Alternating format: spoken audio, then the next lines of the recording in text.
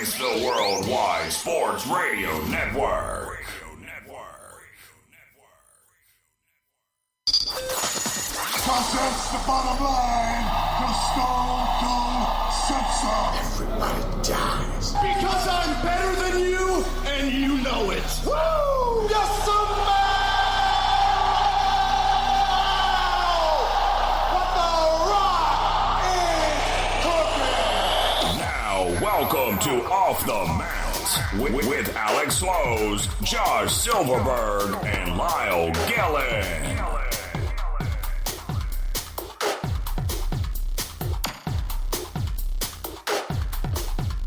Josh, you're muted. There we go. Sorry about that. Yes.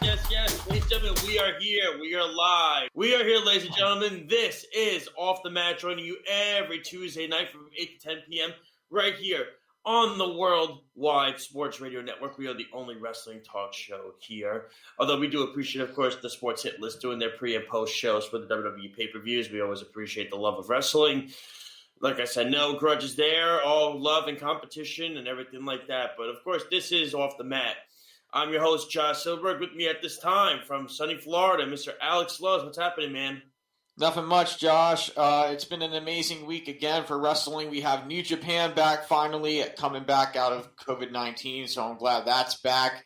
We have a lot of amazing topics for you tonight, so stick with us the whole way through. It's going to be a great show. Yeah, and it's not just even New Japan. Ring of Honor's coming back. MLW's back. It seems like everything is opening up. AEW and WWE are going to be touring again real soon, so that's exciting to hear, and it seems like absolutely semblance of normalcy is going to be happening, and of course, there's very few like this guy. Sometimes it's not the best way, I can tell you that.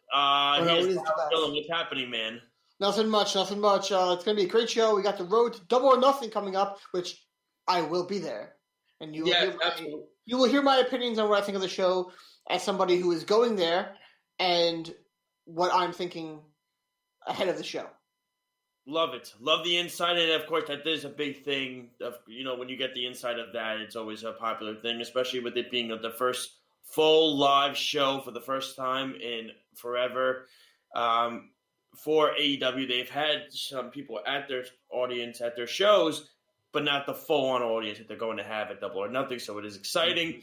Definitely. Before we get into all the topics and all the discussions, we have to tell you how you can listen to us every Tuesday and, of course, other programs and platforms that we have here on the Worldwide Sports Radio Network. Oh, and, of course, really quick, we got to thank Speedy Petey, of course, for producing, as always. We can't forget him. He does so much work for this show, and we always appreciate him for everything he does. So how can you listen to us every Tuesday from 8 to 10 p.m.? Well, it's actually very simple. All you have to do is download our app. Well, how do you do that? If you have an iPhone, you go to the Apple Store. You type in WWSRN. If you have an Android, you go to the Google Play Store. You type in Worldwide Sports. Click Install. You get our show articles, all of the content of our shows, different topics. Any topics that maybe you want to re-listen or rehear again that you might have missed on the show. Maybe something you really liked, you want to hear it again and get some more insight. If you missed the show, if you're driving, you can listen to the audio feed as well. You get our show schedules. Everything of all the different shows that we have, it tells you the day and times that they're on so you don't miss any of the episodes. And, of course, check out our website at worldwidesportsradio.com. You won't find a more professional website than that. It's got from numbers to how you can watch the show and everything like that. It's got bios of all the different people that work for the network. It's some good stuff. So, of course, we have that. We have Jillian Cohen. She's going to join us at 9 o'clock to give her insight on AEW, on WWE, on NXT. So that's going to be fun to have. I know we're going to get to AEW a little bit. But before we do that, we do have to discuss something that did happen this past week, something that was quite surprising, quite shocking, something none of us saw. Zombies? I mean, more of a serious subject than that garbage. And that was the wrestler known as New Jack, his real name Jerome Young, passing away over the week. Crazy how it happened. The news you heard, I believe it was a heart attack. I want to say that he passed away. Yeah, it was a heart attack. Yeah. Growing up as a guy who, now a lot of people knew who New Jack, a lot of people didn't know who New Jack was until they really watched Dark Side of the Ring and they got to watch his character more. and everything of that sort, and that semblance of what he was as not just the character, but as the person and why he was the way he was, you could go watch on Dark Side of the Ring. He opens up to everything from the mass transit incident to why he had these violent matches to why he tried to kill people in the ring to why he did the things he did that were very outlandish, different from being in the Southern Territory. He was over in what's his name? He was the manager in WWE. He was over the one with the tennis racket. What was his name? Who was the guy that held the tennis racket? The manager, the one that you're blocked from, Lyle. Jim Cornette. Excuse me. I was gonna say like friend Jim Cornette. I was like more confused that you were forgetting who Jim Cornette was for a second.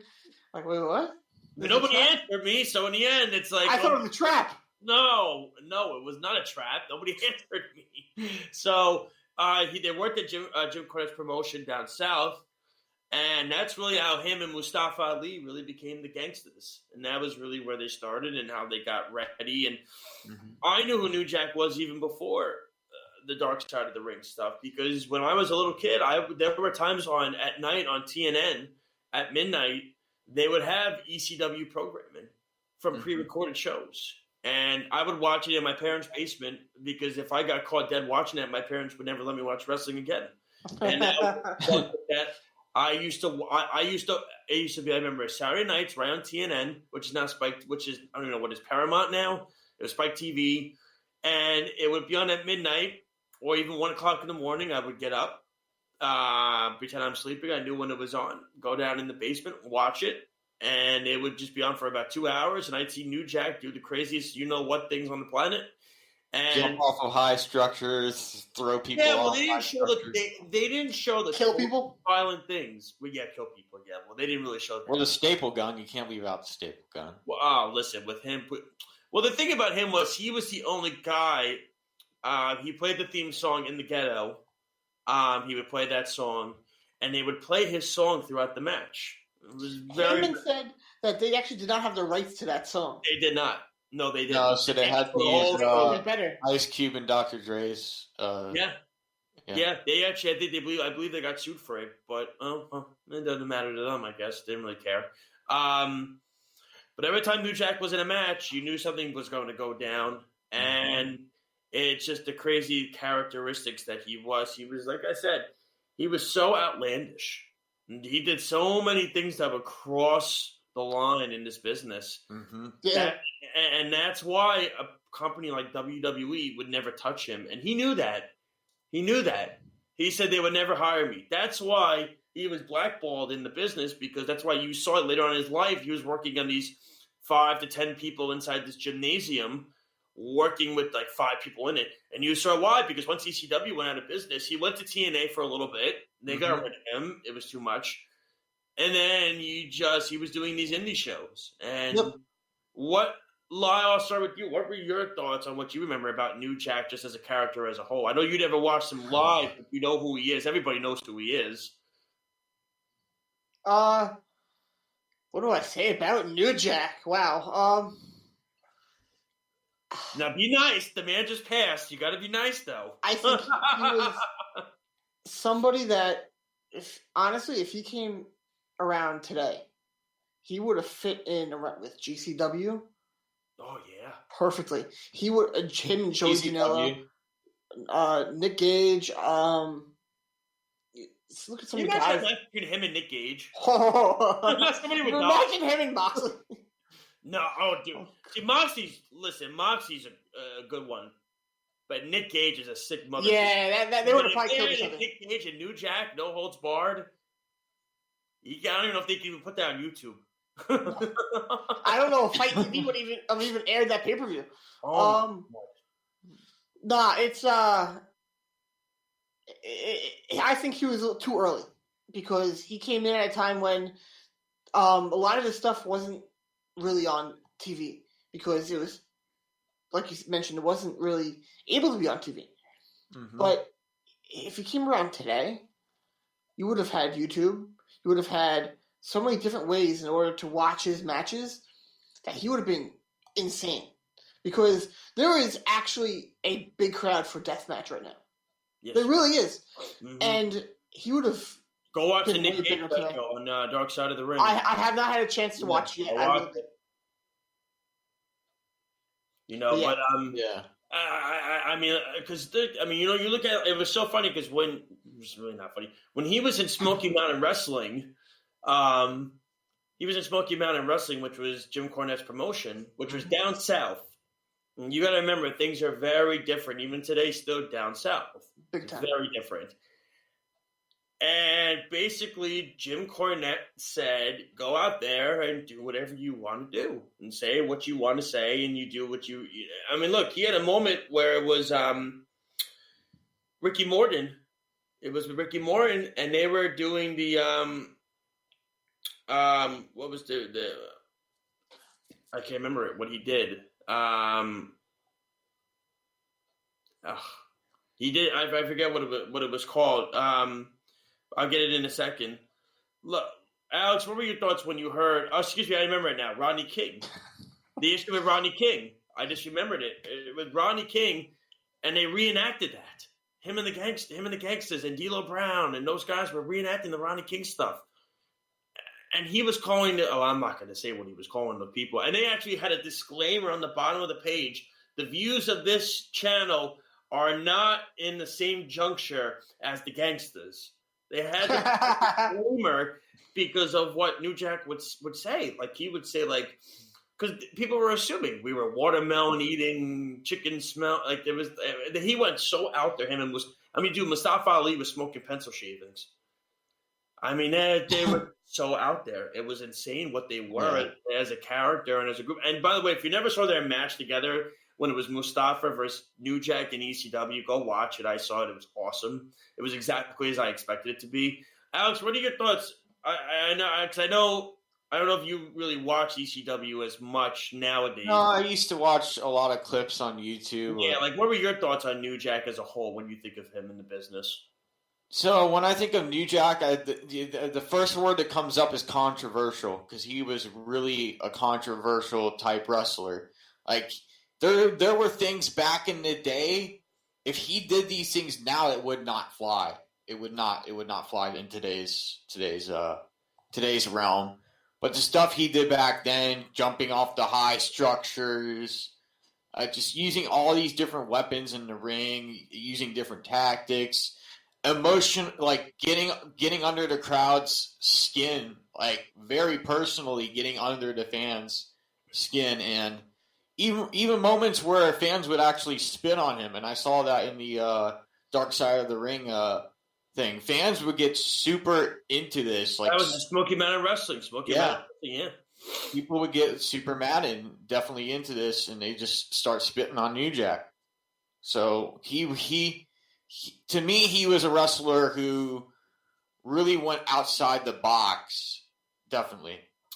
I look at him before we move on, but I mean, it was just, he's such an interesting character. There's so much to say about New Jack. I mean, it's just so, we could talk about the mass transit incident and how that unfolded. And, Eric Kulov. The kid lied about his age. Yeah, the kid lied about, Eric Kulov was probably enjoying heaven, and then all of a sudden New Jack walked in the door, and Eric Kulov said, "Oh crap, now I'm done." So they're gonna die again. Yeah, great. So it's like, it's the same guy that was trying to kill somebody with the scaffold match. It's the same guy that got out of getting arrested and left the state after he tricked the guy into thinking they were going to have a rivalry. This is a guy that did just so many different things, and you think about it, and look at it this way.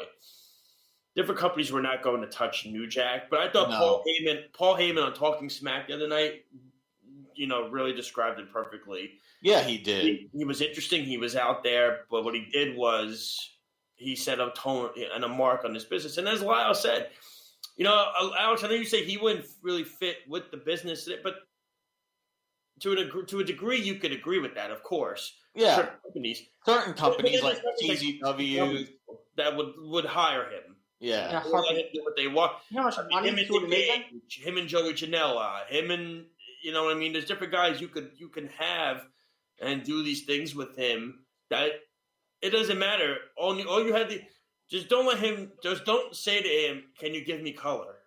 And just one advice I would have given the people. It's a bad idea. That's how he killed Mass Transit. He messed up his life. He didn't. Again, Kulak was already very out of shape. Yeah, that's true. It was just like he was very depressed about that happened. We have a caller, and who are we speaking to right now? Speedy, anybody there? Speedy. I guess no. Huh? Speedy, is the caller on? Should be. You're on. Yep, I guess we lost the caller. Oh, rats! Well, that lasted a second. Probably Lyle's new puppy calling in. Just wanted to prank his brother and see what he was doing. But if he could pick up a phone and call, that would be I would be very rich. Let me tell you something. If that were to happen, that would be something else, right? Wouldn't it? But Speedy, if you want to put the number on the line below, if you want to put the number for all the fans and listeners out there really quick. I know you have our Twitter stuff up there. If you want to follow us on Twitter and Facebook, you can check that out. But Speedy, whenever you can put the number there. There it is, 203-903-8271, 203-903-8271. I will also see your Facebook comments. I will mention them on the air. If you don't want to call in, that's totally fine. So let's get into. I know we're going to discuss it more with Jillian, so I guess we don't want to divulge too much with AEW, but of course we'll talk more with Jillian at 9:00. There was a lot that happened this week. It was a great week. A lot of shocking things that happened this week that I didn't anticipate. And of course, the obvious one is we got to get to the TNT Championship, and that's Miro is now the new TNT champion. Darby Allin drops the belt, and I'm just curious. Oh, Speedy! All right, we're gonna try again on my number. Let's see if it works. Okay. Okay.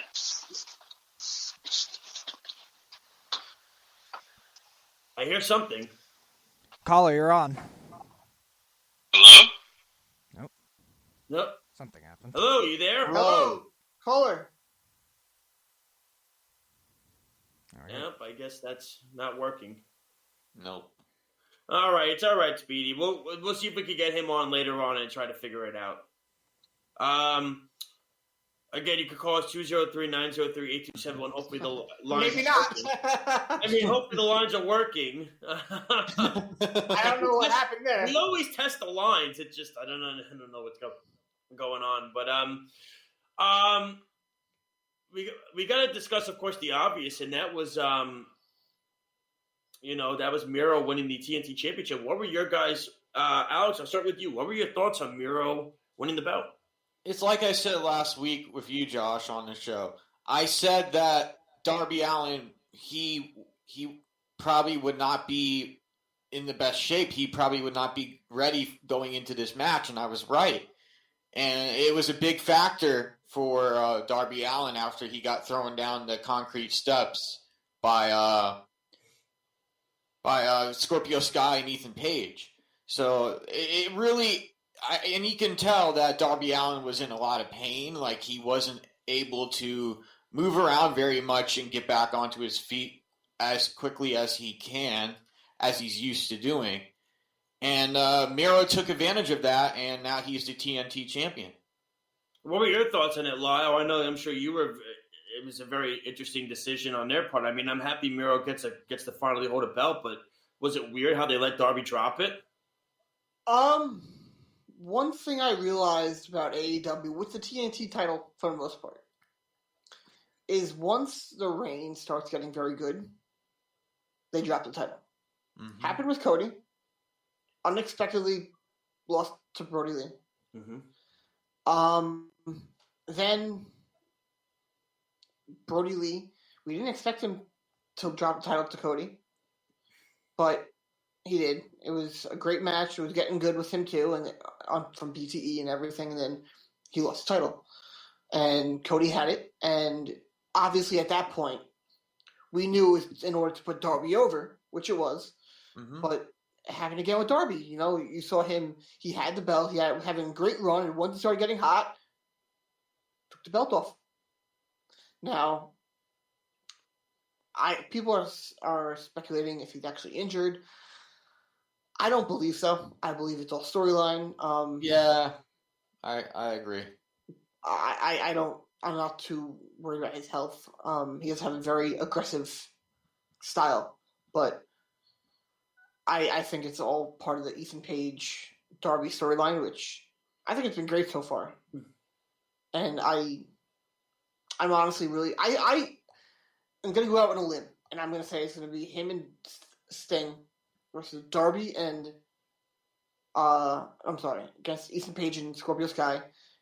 And I think they're going to actually have a tag team match. Carried for the most part by Darby, but Sting has been getting a little physical. Mm-hmm. I think that he's going to test it out a little bit and do some things. So I'm interested to see what they do with that. But yeah, it's going to be interesting. I think eventually he'll get the belt back. Not sure when and where.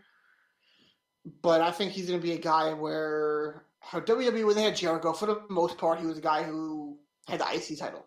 And that was kind of the Jericho belt.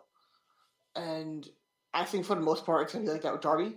He's going to be a guy who has the TNT title a lot.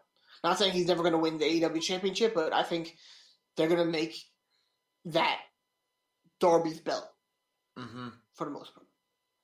But Lyle, don't you agree that that was a big factor in the matchup, getting thrown down the stairwell and getting hit a ton of times and ambushed by Ethan Page and Scorpio Sky? Well, yeah, I think. Oh, yeah, that's part of why I mentioned that they're going to have a match. Because I think that's all part of the storyline for what the matches they're going to have. Because I think it's going to be, hey, he cost Darby the belt. He was the reason why he lost, and it's going to build up to their match at Double or Nothing. Well, I look at it this way. Now my question to you is, where does Miro go with this? Him versus Lance Archer. Now, I got to tell you, I'm intrigued by that match. I don't think Lance wins. I think he loses and turns on Jake. Me too. And then he goes to Sting. So, but does that make him a heel or a face? I think he's going to be the face first because Miro's more the heel. I think Archer will be. But with him turning on Jake, though. But I think it solidifies as him being a face because he's going to go with Sting. Yeah, it does.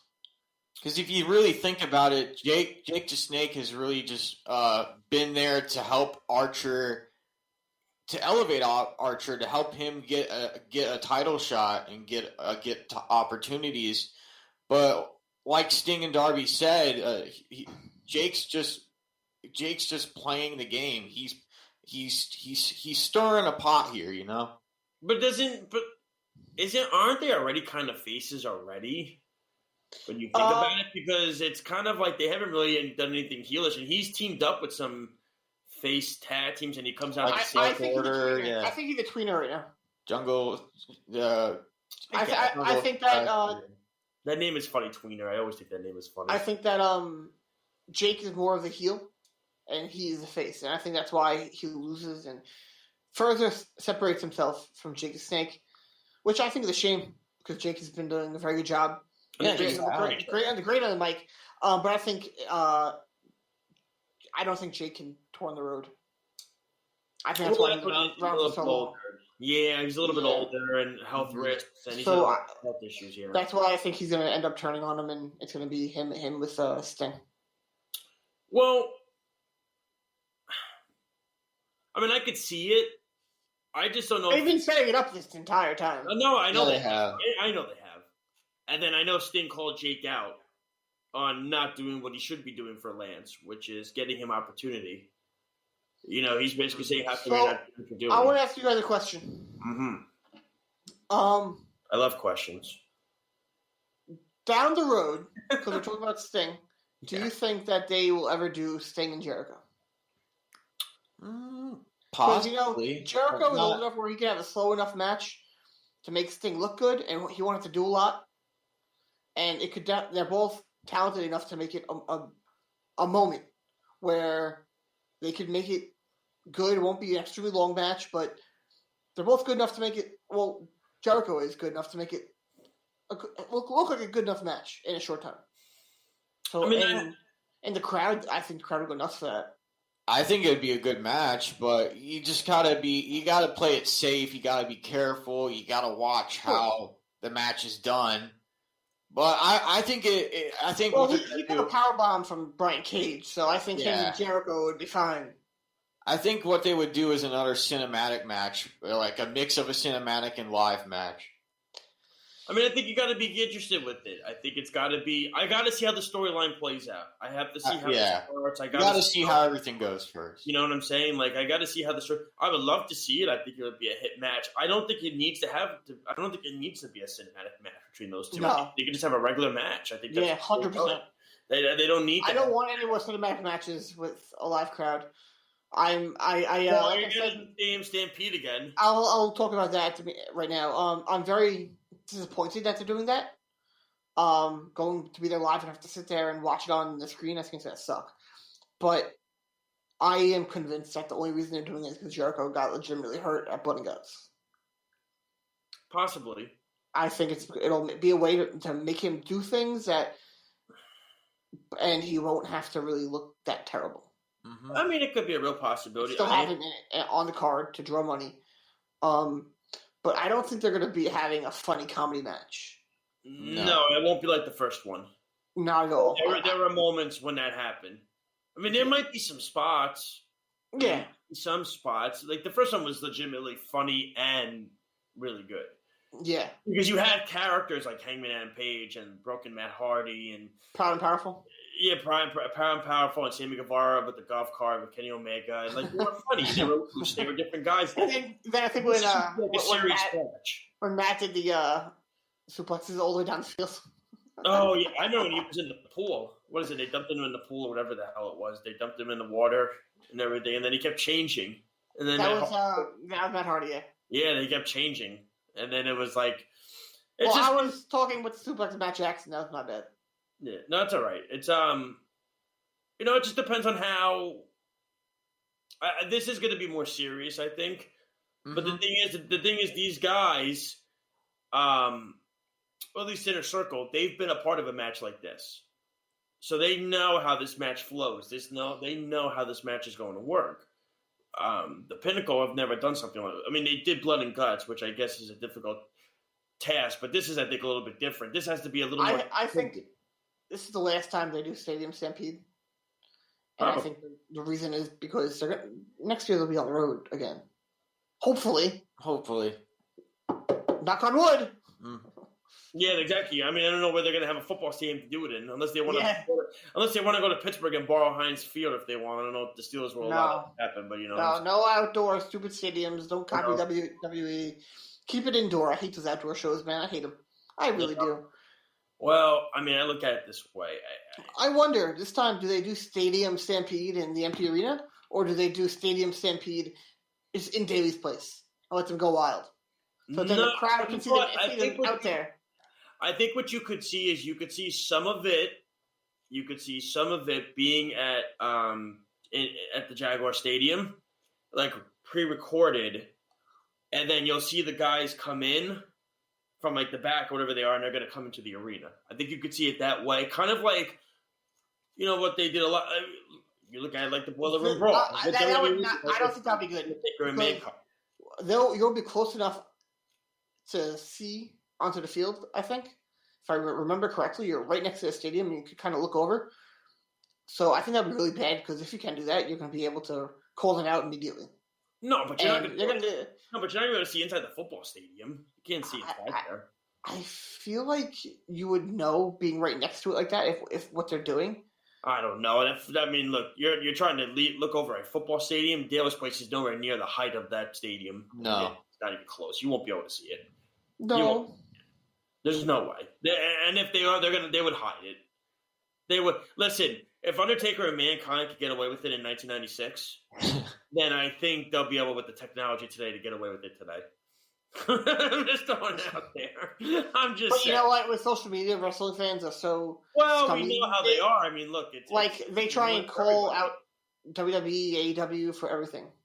Well, yeah, I mean, look, they ruin it for everybody, right? So that's just how it is. I mean, but you look at it in this perspective, it's the way.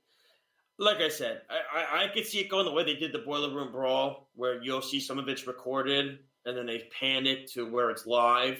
And then they even did that in the Backlot Brawl with WrestleMania. Goldust and Roddy Piper, where it was recorded. They come in, and then they'll say they're fighting like they were actually fighting. So it's kind of crazy that – but we'll see. I mean, I can't believe you'll be able to see it over the football stadium. I think that would be extremely difficult. We have some comments on Facebook. Go for it. What are the comments? You can read them. Eddie says that. Hold on, I'm trying to remember when he was talking about this. He said he didn't do much of blood and guts outside the big bump for I guess talking about Jericho. And I guess talking about Stadium Stampede, he said the match is gonna be fine. And he agreed that it should be the last time they do this match. He said he went to see it at Yankee Stadium. And he said, Ring of Honor did shows at baseball fields. I'm not sure if you know how well they drew at baseball shows, but I'm sure AEW would not be looking to have a mediocre-sized crowd if they go to a baseball field. They would want to have a full crowd, because then what's going to happen is then people are going to crap all over them for trying to look like WWE but not being able to sell a crowd like WWE. So I'm not sure what Ring of Honor did with their attendance numbers in those baseball shows. Well, New Japan is doing it with the Road to what's the name of this pay-per-view again? I have it right in front. Road to Wrestle Grand Slam. They're doing it with that. But that's different, though. That's different, because New Japan can draw. I mean, New Japan can draw, especially in Japan. I mean, Ring of Honor barely draws 2000. It's a completely different country. It's a totally different situation when you're talking about. Oh man, we got so many. How do we get all these comments? I'm trying to see how I can get the comments up. Well, we'll figure that out. I will read the comments. Well, we're going to go to break. When we come back, we're going to get into some WWE. We're going to talk about the disaster that was WrestleMania Backlash. I would say. Karen, I want to rant. I mean, look, I'll just say what a hint. Other than Cesaro and Roman Reigns, the rest of the pay-per-view was pure garbage. That was the only good match. And also, by the way, really quick, that's why Cesaro is one of the better wrestlers that doesn't get enough credit. That doesn't get enough credit for what he does. So we'll get into that. We'll get into some NXT talk, all that stuff. When we come back, this is Off the Mat here on the Worldwide Sports Radio Network. We'll be right back. It's the Worldwide Sports Radio Network. This is the worst town I've ever been in. No!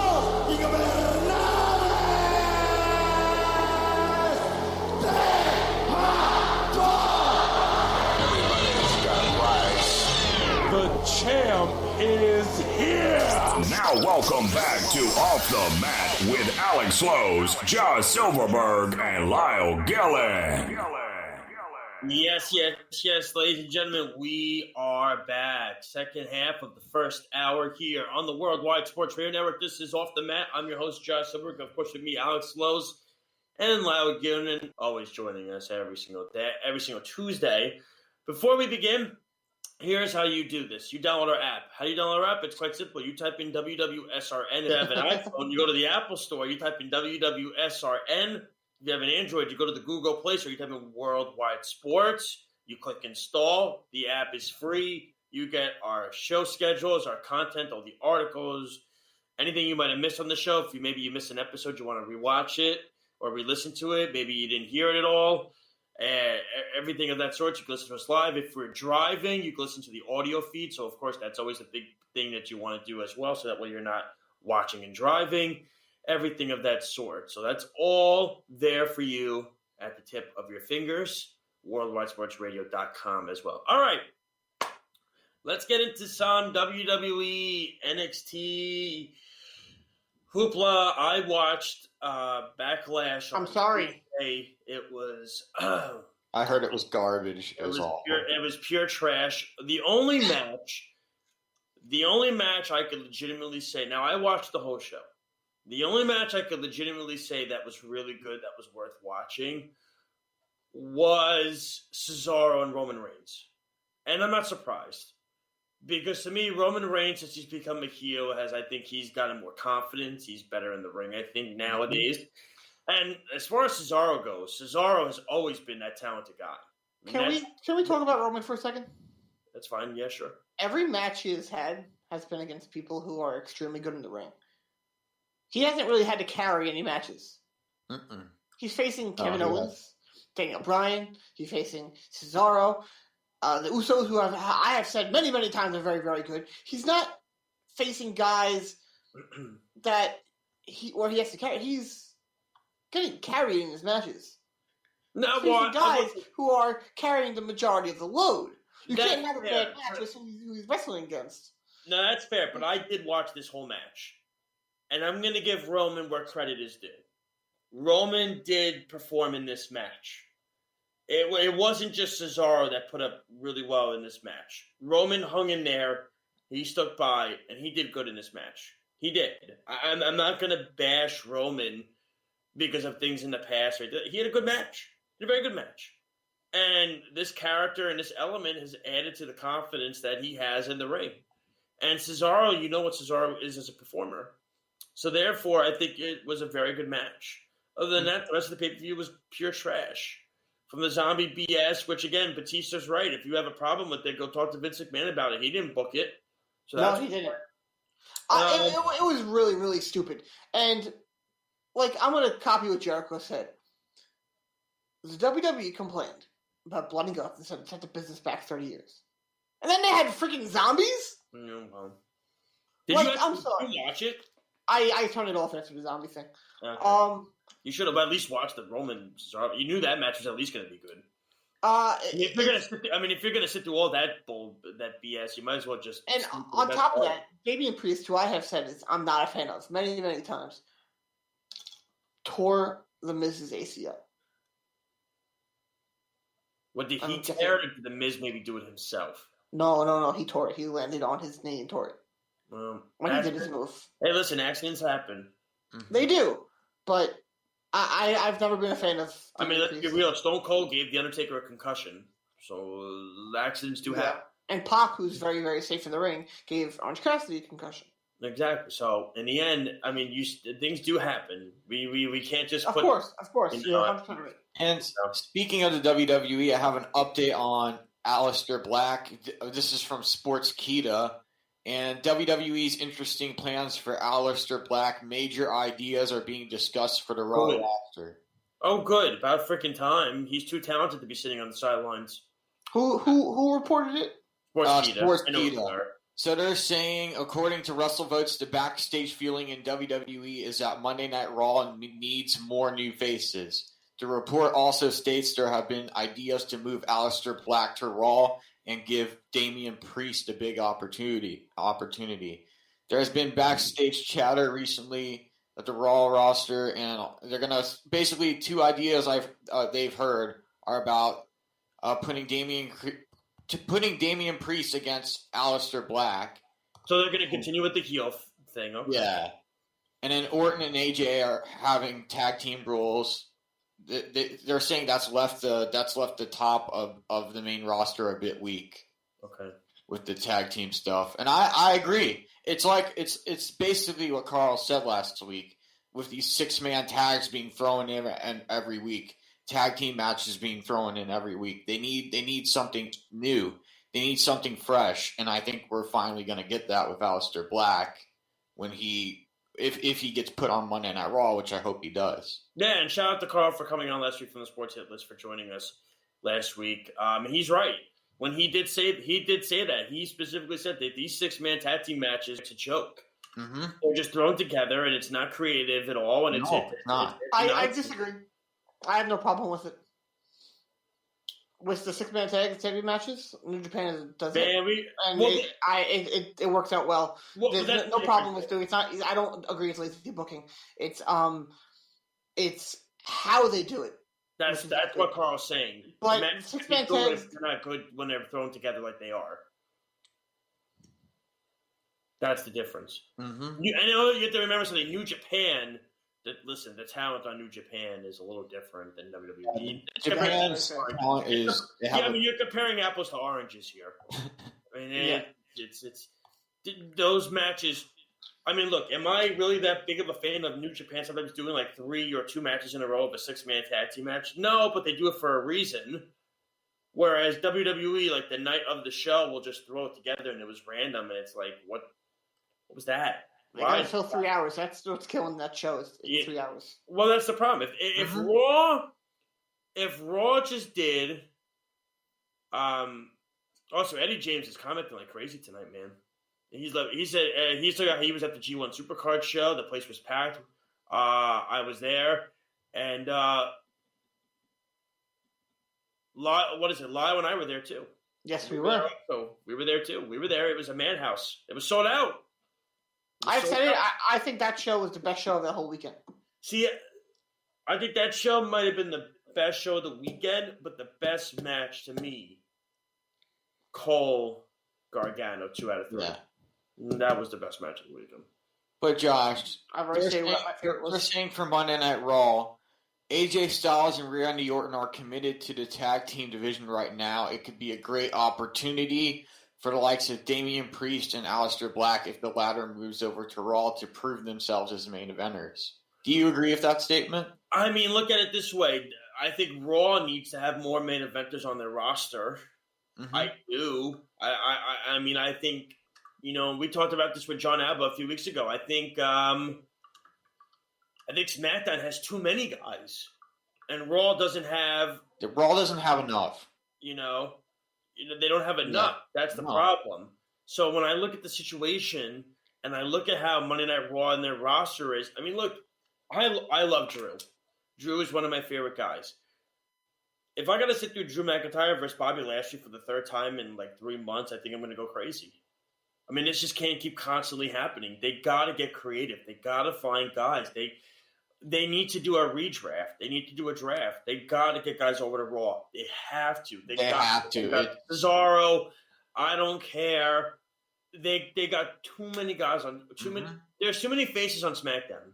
You know who could really use? Who could really use an opportunity to really make a big impact over on Monday Night Raw right now? Who is that? Because he hasn't had it in a while. I mean, like SmackDown tried it with him for a while. But it didn't work out with him. But I think if they move him to Monday Night Raw, things will change. They need to give Jeff Hardy a chance. They haven't been doing that. What's his contract status? He's still there. Jeff Hardy? Yes, but what's his current how much longer does he have left? I don't know, but I think he just re-upped with them again. Yeah, he did, I believe. Did he re-up or did they extend his contract from injury? I believe he re-upped with them again. I think that's what he did. I think he re-upped with them again, and I think it's like I said. I think they have to do a redraft. They have to do a draft. They have to do a draft. Raw needs more faces. They don't have enough. Raw does not have enough faces on that show. And I think like we talked about it with Carl last week, and even with John Alba a few weeks ago, and John said it. I know. John said that he thought at times that maybe he thinks SmackDown had more faith, and I said no. I don't think because I said on the WrestleMania post show that I did with Carl on the Sports Hit List, I said to the guys, I said, okay, so with Bobby Lashley, who's next to fight Bobby? So what they should have done, what they should do, is put Kevin Owens to a Raw, and just push the living hell out of him. Well, he is amazing. Push the hell out of him. He was over as can be when he was going at it with Roman. He should have been a guy who won it. When he was that hot, he should have won it. And that's their biggest problem in that company. Guys get big, they get over, and then they don't give them the belt when they need to and continue pushing them more to the moon. They don't do that. And that's how come you don't get guys who are big anymore in that company. Well, I think I know what they're going to do for SummerSlam. For SmackDown, I think they're going to do Rollins versus Reigns at SummerSlam. I think that's what they're going to save up for. I think they're going to. I'd be okay with that. I think they're going to make 4 for a good match. I feel like Seth's going to be a guy that, eventually... Another top Ring of Honor talent for Roman Reigns to face.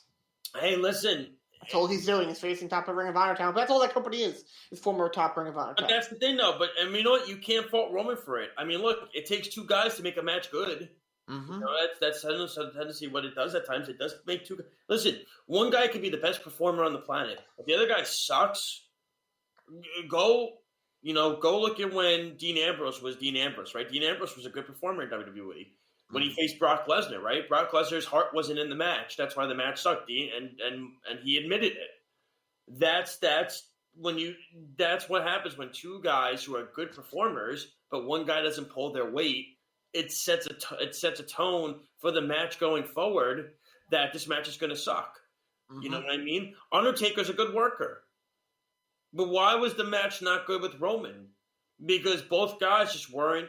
They weren't ready. Taker was hurt. He was hurt, and he was hurt, and it set everything off. It set a bad chain of events. Mm-hmm. So, listen. Say what you will. Roman may be. I'm not going to discredit Roman for facing the guys he's facing. He's pulling his weight too. It's just the facts. I mean, and him as a heel, it's selling for this company. He's been doing a good job, but I'm still not sold as him as a wrestler because of who he's facing. That's fine. That's where I am. I still think he's the same guy who's just average in the ring. Away from it, he's doing fine, but how much is that because of Paul Heyman? Well, look, that's a huge aspect. It's a huge aspect of it. Mm-hmm. I mean, look, I think what it does is I think it added an element to his character that was missing. I think it was missing. I think that was the last piece that was missing to his character. And I asked Carl this last week. I said it's easy to flip Roman as a heel because there's no live audience, right? No. So that there's no way of anybody giving an opinion as the fan. I think he would have went a bit as a heel turn. I think he would have been. It would have been even better in front of a crowd because they hate him. I don't think they would have done it. They wouldn't have done it. No. They would have not done it because they didn't want it. They didn't want with the kids and the women and all that. They would not do it. And Eddie agrees with me. Well, that's see, and that's the thing. And the thing of it is this. And I said this to Carl on the show. I said if there was a pandemic during John Cena's career, John Cena would have been a heel. Because guess what? There would have been no fans out there to give a reaction or an opinion. Nope. Because Vince McMahon's going to say, I don't give a damn. There's nobody here. They're all watching on TV. I'm going to try something. That's why they did this with Roman. If there was a live crowd, they're not doing this. There's no way. Roman was so popular with the kids and the women and all that stuff. John Cena, if he was there with the pandemic going on, dude, they would have easily made him a heel and tested it out and see where it would have went. Because what it would have done was there's no opinion by the fan base to say if this is good or not. Because there's nobody there to give a reaction other than screens. That's what it is. Well, you heard the story about how they were going to turn him heel after the Rock match at 29. They had apparently a new Titantron, new theme, new everything. But it got scrapped at the last minute. Eddie also says, by the way, Raw sucks because the writing blows. There are no stories or feuds to be invested in. No, there isn't. I agree. I mean, that's pretty obvious. Look at what they did with the Hurt Business. That was going great, and they just killed it. Yeah, they really did. It made no sense. No. Bobby still could have held the WWE Championship. That's fine. I think if they left the Hurt Business together and left Bobby as champion, really well. And they left him as champion. That's why. It would have been even better. I think he would have had more heat. He would have been a better heel. You would have had an amazing heel on Raw. You would have had an amazing heel on SmackDown. And that's what you need. Shows draw better, and shows are better statistically proven when you have a good heel as a champion. They don't have enough guys on Raw. They don't have enough people who are going to elevate the roster and really grab the attention of a big audience. There just isn't enough to go around, and that's why Monday Night Raw drops like 2 to 1 million views every week. How long were Stone Cold's title reigns when he was? on Raw. If I can remember, oh my god. They were, for the most part, not extremely long. So. Well, we cannot share that, Jillian. When she comes on, we cannot share that. I know. He's funny. Well, we're going to have Jillian Cohen in a few minutes, but you were saying, Lyle, before we get to some NXT stuff, then we're going to go to break. You not think you were talking? Oh, so essentially I guess, what is it? We will, these comments are throwing me off because we do it. So, okay, you know what? You know what? Screw it. Let her share it when she gets on. You know what? Yeah, you know what? Let her share it when she comes on. What do you say, Alex? I was going to talk about NXT. I was going to ask you, what were your thoughts on the involvement? Alex, that's not what we were asking you. What were you asking me? I was saying, can Jillian share the news? Well, I haven't watched NXT yet. Neither one of us have watched it. No one has. We're asking. I guess, yeah. Okay, fine. Okay, cool. There it is. Awesome. God, I can't get a yes or no. It gets talking to Speedy, yes or no. Arrow says the same thing to Speedy. It's either a yes or a no. That's the only thing you could share, Jillian. That's the only thing you could share. No, that's it. Just warning for anyone who hasn't watched it, spoilers ahead. Yeah, spoilers are coming up. So you know what? How about this? It's okay. There's 600 people who watch. 600,000 people watching. Yeah. All know about it already. Yeah, right. Alex, how about this? Let's go to a break. Let's save your question for when we come back. So we can ask me, you can ask Alex, you can ask Lyle, and you can ask Jillian. You can ask all three of us the opinion on the question. So you'll ask your question first when you come back. That way we have more time on the subject. And then after Jillian is done at 9:30, we're going to get to some trivia. And we'll get into some This Week in Wrestling History. And we'll do all the fun, fanatic, fan-friendly things. How does that sound? Sounds good to me. God almighty. Do it. This is what I deal with, ladies and gentlemen. It deals with thing 1 and thing 2. No, I would have said Dumb and Dumber, but then I was trying to be nice. I was trying to be nice, too. To myself and Alex. Yeah, oh my God. We'll be right back. This is Off the Mat here on the Worldwide Sports Radio Network. We need a break. We'll be right back. It is the Worldwide Sports Radio Network.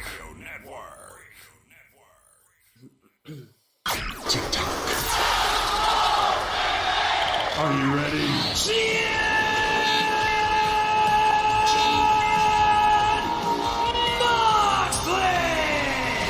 Now welcome back to Off the Mat with Alex Lowe's, Josh Silverberg, and Lyle Gillen. Yes. No, it's not, Lyle. That's actually wrong. Yes. This is the Worldwide Sports Radio Network. Welcome to Off the Mat, the only wrestling talk show here on the network. I'm Josh Silverberg. Of course, with me, my co-host, Alex Lowe's, Lyle Gillen, Speedy Petey, always producing, always doing the great work. And we have our special guest with us, Miss Jillian Cohen is with us now. But before we get to Jillian really quick, we got to talk about the app really quick and how you download the app. Here's how it works. If you have an iPhone, you go to the Apple Store. You type in WWSRN. If you have an Android, you go to the Google Play Store. You type in Worldwide Sports. It's that simple. You click install. Get all of our articles, show content, schedules, clips, any shows you might have missed, anything you want to rewatch, anything you want to hear from us. If you're driving, listen to the audio feed. It's very, very, very informative. All of that helps. Check us out, worldwidesportsradio.com. All the good stuff there for the fans. It's all free. You don't want to miss any of the other shows and stuff we have on the network. Well. Miss Jillian Cohen is back with us, ladies and gentlemen. She just could not stay away. It's like a drug. I mean, I guess if you want to, if you want to get a drug for like a parasite, then I guess, Lyle can be the parasite, so you could go that route. So here's how this is. She wanted to come on because she really wants to discuss AEW. She missed Alex. Yeah, she probably did. All of you. Come on. You didn't miss Mrs. Lyle. Not even me. I don't miss myself. There you go. What does that say? I just got a door from where? He got a door from where? Maryland? Maryland, yep. He got the door. The dog already wants to go back. He already had enough. He said, you really couldn't pick another one of the litter? Actually, he couldn't. He was the last one left. Oh, well, see, that even makes it worse because he was picked by default. You know what I'm saying? So he really didn't want to. He really didn't want to go home with you. It would have been funny if there was a litter and none of them came to Lyle. He's loving it right now. Oh, Miss Jillian, how are you? I'm doing well. I really missed being on, but how are you guys doing? We're doing okay. I mean, I'm with these two knuckleheads, so I mean, I guess I should be getting paid more than what I'm getting for this. That's for damn sure, considering what I work with every single Tuesday. But that's besides the point. If you want, I don't know what you do on Wednesday and Thursday seems a lot worse. You work with Speedy. That's like, oh boy, and then you work with Errol. That's even worse. Well, I tell you this, Jillian got to experience it last week. What it was being on that show, and they were good and it was bad. That's for damn sure. But we won't divulge that. Jillian, I know you wanted to come on. You wanted to talk AEW and NXT, but you had some news to share about NXT. Yeah, that is true, Speedy. Jeff and Carl do go after me a lot more than Speedy does. That's for damn sure. That's a fact, actually. 90% of the time, I don't even say anything, and they just say something, and I didn't even say anything. It's kind of weird. But anyway, I think you're just infatuated with me. I have a feeling I know what you want to share about NXT, but you could share it. I'll let you divulge the news to everybody. So, if anybody is not watching NXT right now or has not been on social, then I'm going to break the news to you. So, it looks like Fabian Eichner and Marcel Bartel have turned on Alex Wolf. They attacked him right after the match with Killian Dane and it was Killian Dane and Alex Wolf were in a match, and it looks like Imperium are now down to 3. You know, it's interesting because I always think of this. I always thought that Timothy Thatcher was eventually going to find his way back to working with Imperium because he had a little... You know, he worked with them on the indie scene for a couple of years. He's very close with Walter. So to me, I could see that being in the future cards, possibly. I don't know. Doesn't surprise me. I could see Dane and Wolf having a team again, kind of like what they did with Sanity, which I thought was a great team. I like Sanity. I know, Lyle, you enjoyed them. I believe you liked Sanity. I know, Alex, you did as well. I thought their match, Sanity versus AOP at NXT TakeOver, which Brooklyn was that, 3? Where we saw the debut of Red Dragon after the match was over. Yes, we did. But I think that was a really good under-the-radar match. It was a really good match between those two, especially when Killian Dane came out, Eric Young came into the match. And it's a shame that they dropped the ball with Sanity because they had a lot of good momentum going into from NXT to the main roster, and of course, was the main roster. Well, that's pretty much the standard of NXT. If they don't understand the character, then they just don't get anything on the main roster. That's how it generally works. It's a very unfortunate situation. It's ridiculous. So, what are your guys' thoughts on the? Alex, I'll start with you first. What are your thoughts on hearing the news about Wolf being turned on by Imperium? I had a feeling it was going to happen, that Killian Dane was going to align himself with Imperium, because and I kind of got a little sneak peek of it last week where what was Rockstar Spud or whatever and Killian Dane were. I don't know that name in a long time. Yeah, I don't think they're still a team, are they, Jillian? No, they are. Yeah, they are.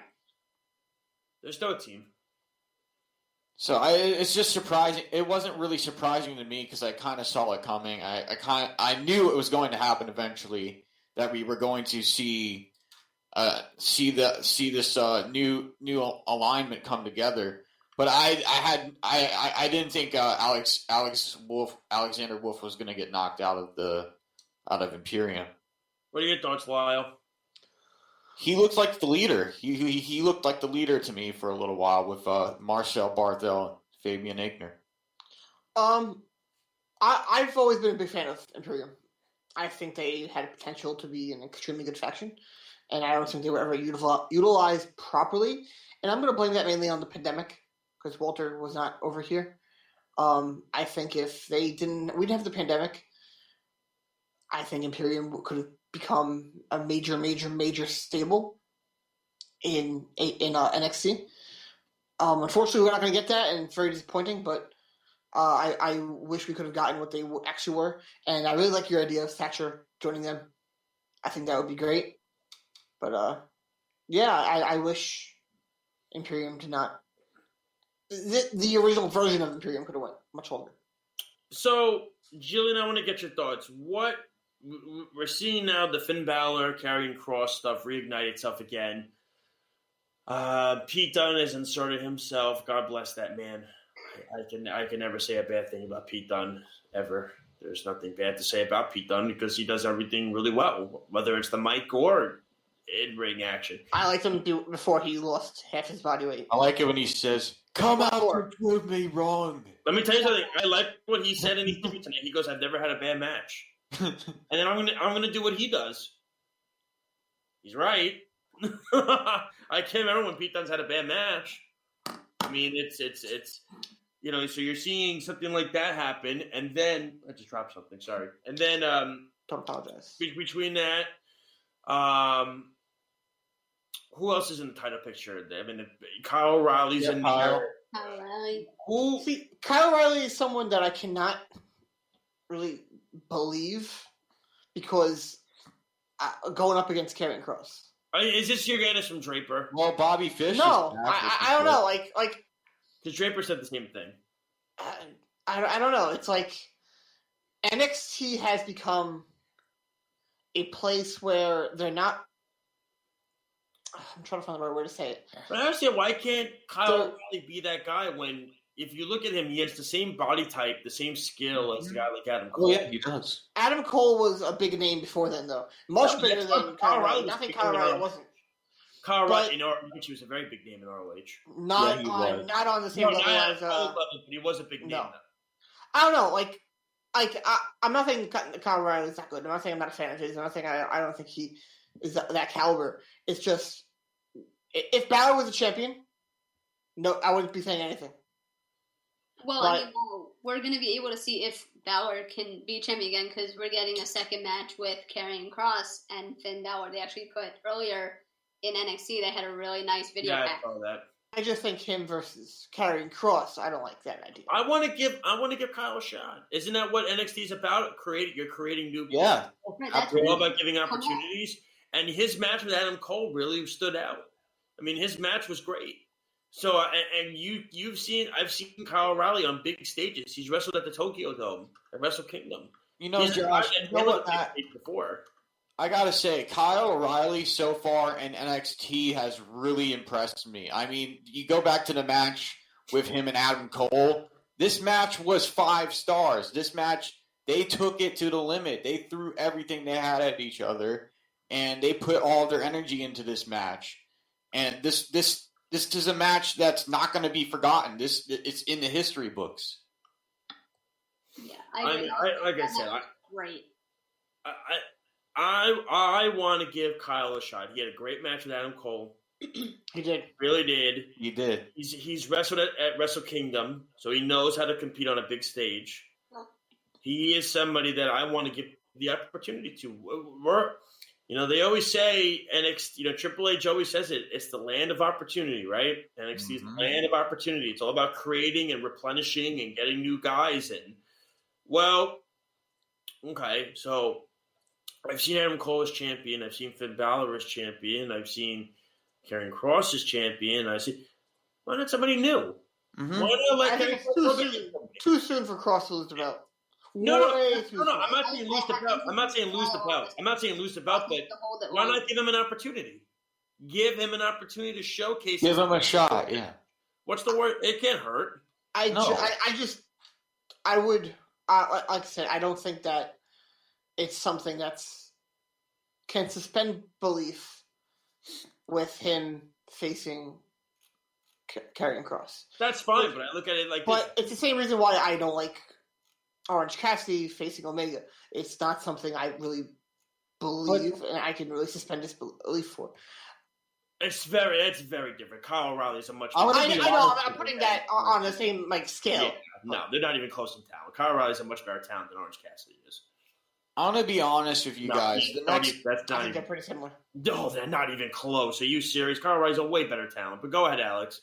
The next pay-per-view for NXT is NXT TakeOver in your house. Love it. I think what they're going to do is for the NXT Championship, I think they should do a fatal four-way with Kyle O'Reilly, Pete Dunne, Karrion Kross, and Finn Balor. Mm-hmm. That way, everybody's involved in the matchup. Mm-hmm.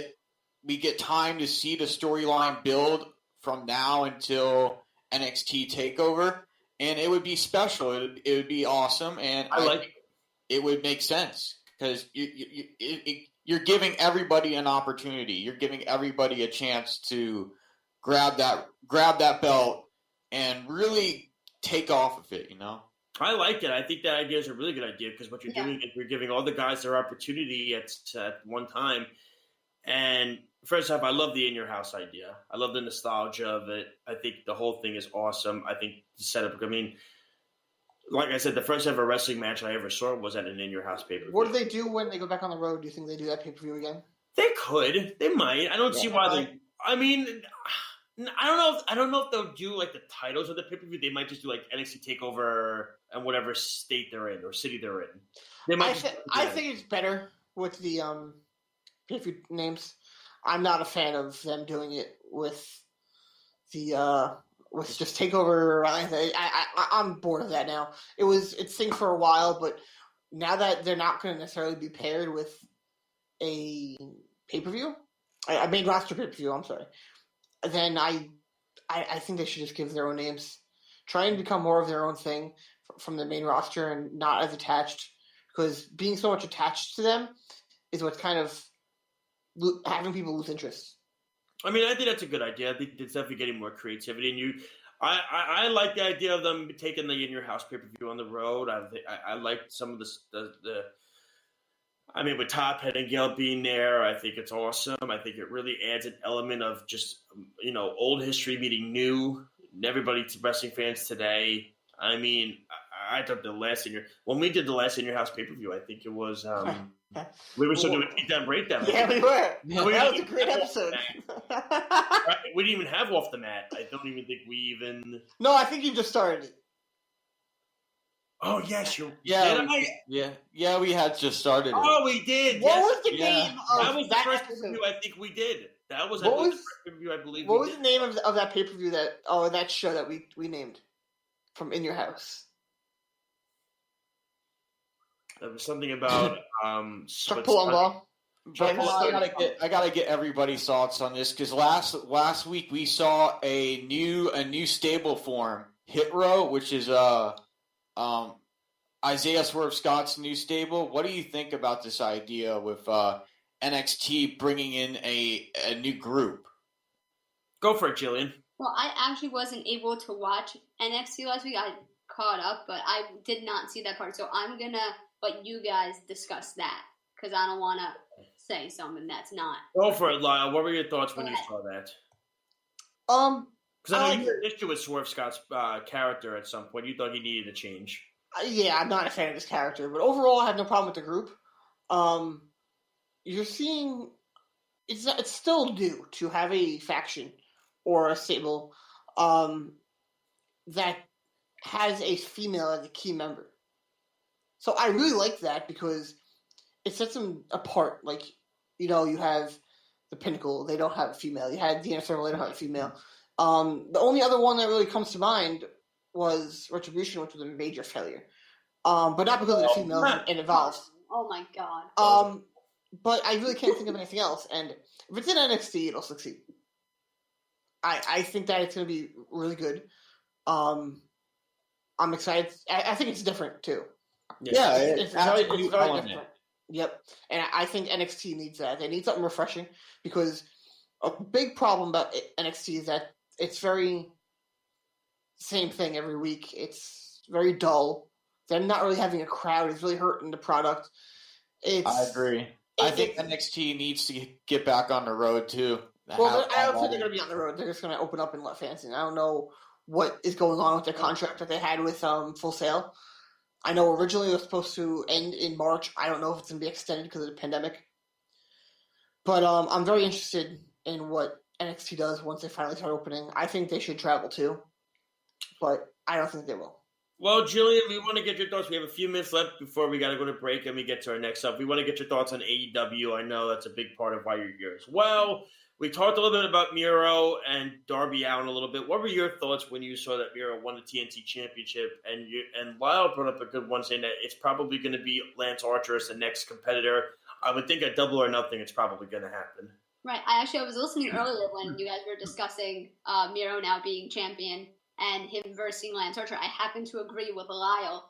I think that they're going to keep Miro as a champion because they just put the belt on him. So why would they take it off him so quickly? And also, just his character, just who he is, he draws your attention in automatically when he comes on the screen. And I don't think it would be a good reaction to take the belt off him. But I do think that a matchup with Lance Archer would be very good. And do I think what Lance was saying?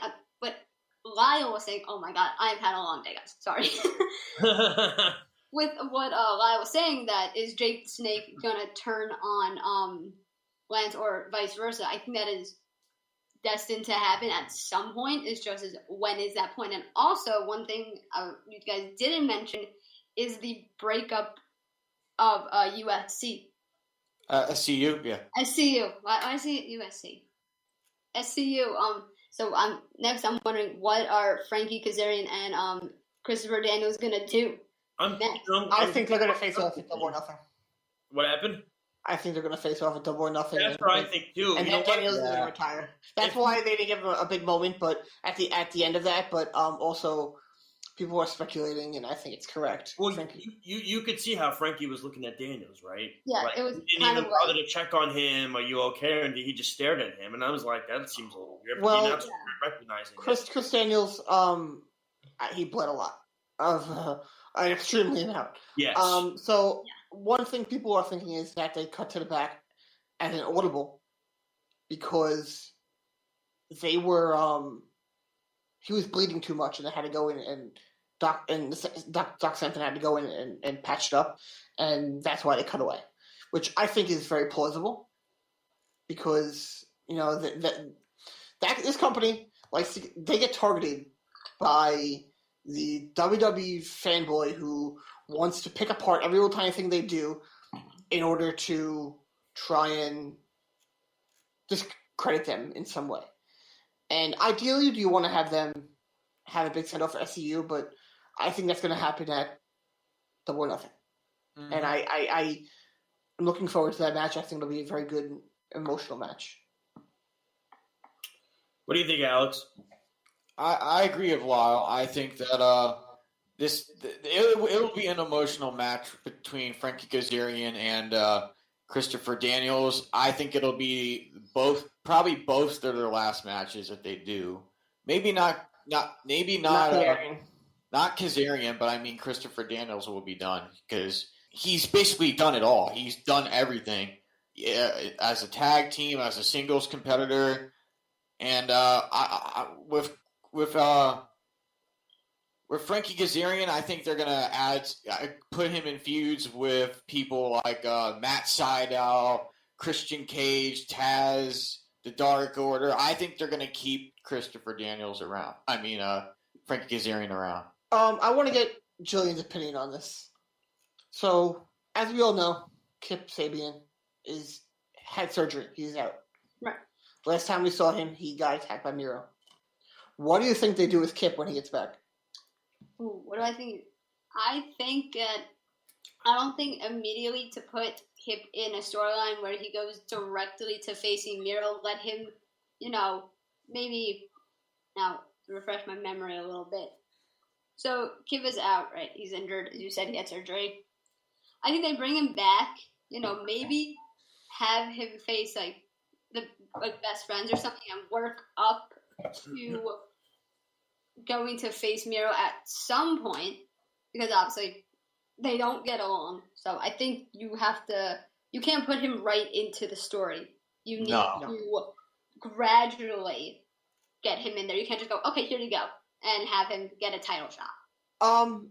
Now, I thought of an idea the other day. Because Kip would obviously come back as a face. Exactly, yes, not as a heel. Now, who else is a face that would be very, very interesting with him? Joey Janela. Oh my god, that's it. So, Kip no longer has a tag team partner. And I honestly, I hate Sonny Kiss. I don't want that. I don't want her anywhere near my TV. I can't. I want to change the channel every time. I can't watch it. But I think a tag team of Joey Janela with Kip Sabian and then Penelope Ford would be extremely interesting, knowing their history. Because at All In, Penelope Ford was still dating Joey Janela, and she came with him to the ring.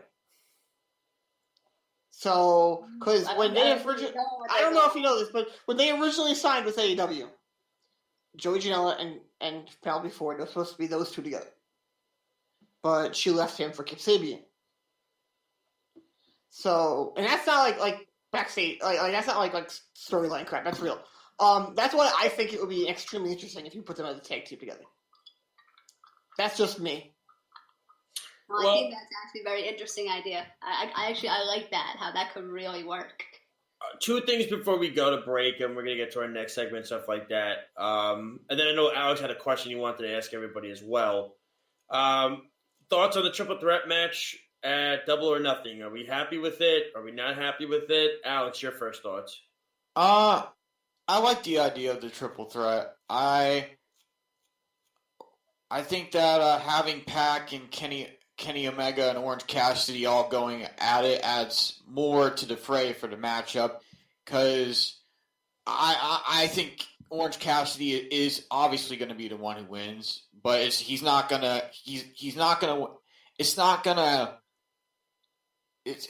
all has to happen a certain way. What I'm saying is Orange Cassidy is not going to have control in the matchup right away. It's going to be Pac and Kenny Omega to start off the match, and then Orange Cassidy is gradually going to make his way in. But I think this is going to be a 5-star matchup. I think this is a match that's going to be the highlight of Double or Nothing. I'm going to start off by saying this.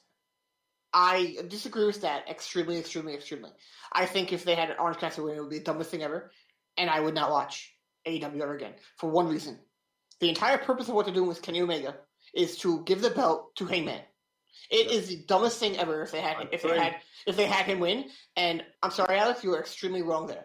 And I'm also going to say right now, I don't think Orange Cassidy even gets to the match at Double or Nothing, because he was knocked out cold from Pac. He was out. I don't think he gets in. Rumor was that he looked good backstage after the match, but sometimes concussions can take a day or so to really take effect. So we're not going to really know for a bit. But I don't think, my gut tells me he's not going to be in the match. If this is WWE, he wouldn't be in the match at all. No, that's true.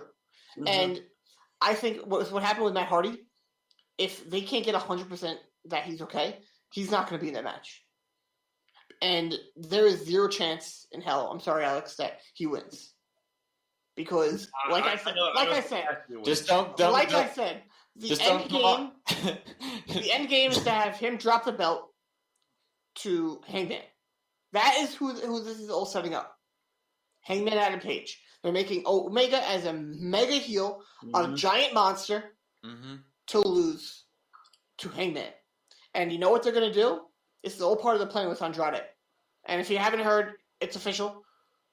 Triple Mania. It's Omega versus Andrade. And I'm telling you right now, this is all part of trying to make Omega look like a gigantic mega heel, mega superstar to lose to Hangman. Because he's not going to lose for the first time in a title match outside of AEW. That's not happening. He's going to beat Andrade. It's going to be a 5-star match of the year. And at full gear, he's going to lose the titles to Hangman. And then he'll lose the Impact titles. And then he'll lose I already know he's going to lose to Moose. They're going to 100%. I don't think he's losing to Moose this time around. No, he won't this time around, but he will during the summer. He will after. I don't think it'll be that soon. Also, I think he'll lose after Full Gear. He's not going to lose the title at all until after Full Gear. I do, yes. That's a long time. He's not going to lose until after he puts over Hangman. Because that just destroys the entire storyline. Yeah, it destroys everything. So it destroys the storyline if Orange Cassidy. Well, yeah. Look at what they did. Look at what they did with Hangman with the Double or Nothing setup. They built it as he was going to be facing Omega. They teased it like crazy.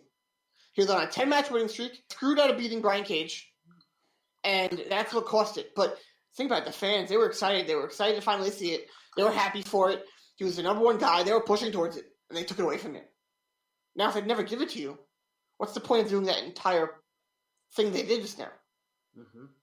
It's the end game is to have Omega lose to Hangman. And if you're an AEW fan, you're watching this, I'm going to let you know there's a pretty good chance Hangman does not win the first time he wrestles Omega. I think he's going to lose the belt at Full Gear, but I think they're going to have another match before that, maybe at All Out, and then again at Full Gear. I think they're going to kind of have a semi-Okada Omega style where this will be the third time they face off.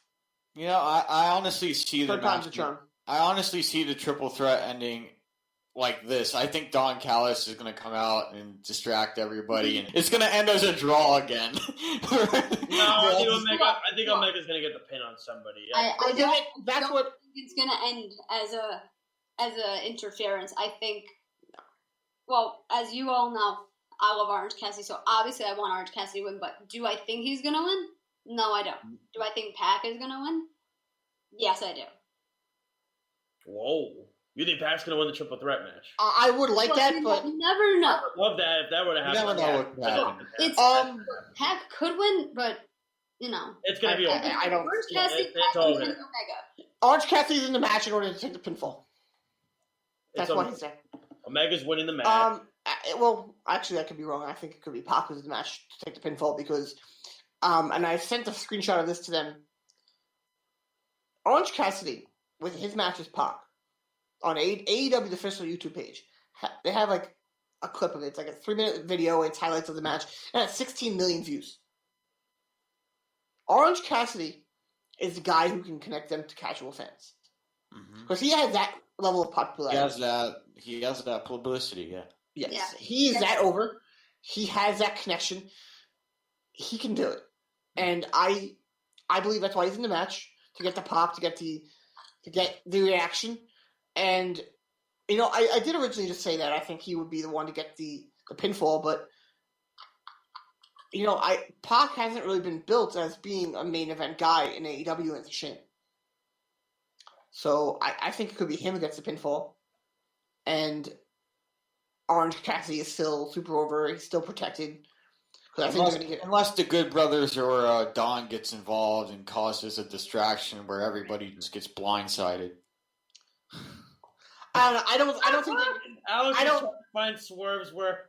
I don't think that's something they are going to do in their main pay-per-view. Kenny's walking out with Kenny Omega as. But now, who's winning the tag team match? I'm gonna, you know. You mean the tag? Oh, you mean with the Young Bucks and Kingston and Moxley. I'm gonna throw you for a loop right now. And it's really gonna make me flip. I don't think this actually happens. What? But what if Moxley and Kingston on Wednesday cost the Bucks the belts, and the Varsity Blondes are tag team champions? Oh, would you? And then you have Bucks. Moxley. That was funny. Come on, Lyle. It would surprise the hell out of everybody. Josh is like, "Are you on drugs?" I probably am. Josh is just like, I'm done with this right now. Please stop. Once you say Varsity Blondes winning, I said, done. That's it. I'm not even listening anymore. Yeah, that's like Vince Russo WCW booking, man. I mean, that's like, Brian Pillman has a lot of media attention right now. I love Brian Pillman Jr. I do too. I love Brian Pillman. He has a lot of media right now. Here's the thing. Yeah, his father. I've told Lyle this. His father, to me, was one of my favorite wrestlers growing up. Lyle, I've told you this, correct? I have told you he was one of the guys. If not for obviously everything that happened, like when I watched the Dark Side of the Ring episode of Brian Pillman, by the way, I want to know this. Alex, did you ever watch that promo I told you to watch? After you said, "Oh, I'm going to do it," did you do it? No. Nope. Good job, Alex! Hold on. Get out of here right now. Lyle. You know about the famous ECW promo that he made, right? Brian Pillman? I do not know. You never I probably do. If you talk about it, I probably will remember. But one of the greatest promos of all time. You morons never watched that promo? I probably didn't even start talking about it. I probably just don't remember which one you're talking about. Because you said famous ECW promo. Like there aren't millions of them. When he debuted in there's not many of them, I'm letting you know. He was in when his debut in ECW. You don't know that one with Joey Styles in the ring? Right after he got released by WCW, his debut. You've seen that promo? I have, yes. I have. I can recall. If you are a wrestling fan, and I'm serious, a real wrestling fan. I'm not saying you're not a real wrestling fan, Alex. I know you and Lyle and Jillian are. You're a real fanatic wrestling fan. I'm being serious. You want to see promo 101 and how to take advantage of a situation? Go watch Brian Pillman's promo on ECW in his debut. It's the exact reason as to why. It's the exact reason as to why that the promo. Why do you even care, Lyle? Your team's in last place. Your team sucks. Seriously, watch the playoffs for the Islanders, would you? Watch the promo. Watch Brian Pillman's promo. And I'm serious. That's why I asked you to watch it last week. You didn't watch it. So I'm disappointed. I'm not. Listen, if you want to watch something good, watch it. And I know you're not going to watch it tonight. You got to go to Betty Bye after the show is over because you got to be up for work at 7. I understand. And Lyle's got to be up for work at 5:30 or whatever he is. I don't know. 5 o'clock. 5 o'clock. I was close. And Jillian's got to do her thing, so you're not going to watch it either. That's all fine. I don't care. Letting you all know. I might be up late tonight, though, depending on this game goes to overtime. Let me tell you. Watch the Brian Pillman promo. Watch somebody take advantage of a situation when the timing is right. He exactly did that. And you watch the whole promo of the 9 minutes and 59 seconds. You watch the whole thing. It's gold. And it put Brian Pillman. Brian Pillman was already on the map. That is the promo that made him the character that was talked about in Dark Side of the Ring. Is when you watch that character change after certain things like that. So I'm going to leave it at that. That's my selling point. It's up to you. If you honestly want to take that, that's your call. Alex promised me he was going to watch it the next morning before work. He did not do that, so he broke a promise. So that's part. But yeah, I have to say that episode Dark Side Ring with Brian Pillman really Did you watch it, Jillian? I watched it, yes. And Lyle, you watched it? Yeah. Alex, did you watch it? Dark Side of the Ring, yeah. The Brian Pillman one? Yeah, I did. Which one? Did you watch the Brian Pillman one? You didn't watch the Brian Pillman one. You're a liar. You didn't watch it. You're saying BS. I'm never believing anything he says again. That's it. Done. It's done. Listen, you lied to me. That's it. Josh has had enough of you, Alex.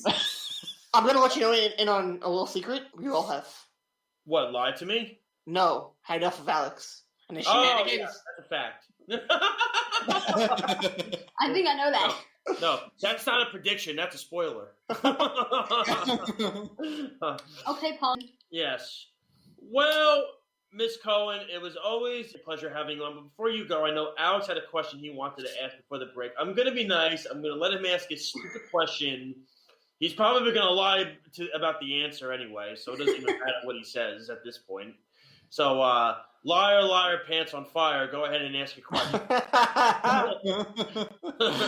So what do you think about Cody for one night only doing the American Dream? like changing his name to American Dream. I saw him make the announcement last week on Dynamite. It was Dynamite. Yeah. It was Dynamite. Funny. For one night only, it's good, but then I think he's going to obviously go back to the American Nightmare, Cody. I mean, I'm interested to see how people are receptive to it. See what comes of it. I think it's going to be a good match. I'm interested to see how. I'm interested to see how Anthony Ogogo performs. Now, Alex, don't lie about your answers now, Lyle. We don't want to hurt anybody's feelings. But here's a question. Who's going to win that match? Is it going to be Cody or is it going to be Anthony Ogogo? I think Cody's going to win. Cody. I think it's Cody.